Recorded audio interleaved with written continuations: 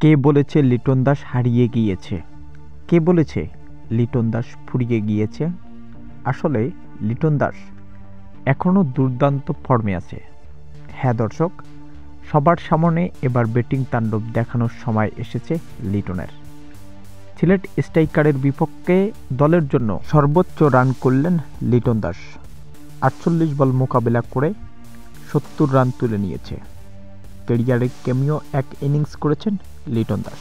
তারই সুবাদে দলকে দিয়েছে এক চমৎকার জয়। প্রথমে ব্যাট করতে নেমে 22 রানে আউট হন তানজিদ তামিম। দেখে শুনে খেলতে থাকা লিটন দাস জুটি করলেন 28 বলে 83 রানের। দারুণ সঙ্গ দিয়েছে থিসারা পেরেরা। 15 বলে 31, 13 বলে 30 লিটন দাস। 196 রানের বিশাল লক্ষ্য পাওয়া সিলেট স্ট্রাইকারের হাতের কাছে গিয়েও জয় পেল না। 190 রানেই 7 উইকেট হারিয়ে খেলার সমাপ্তি ঘটেছেন সিলেটের।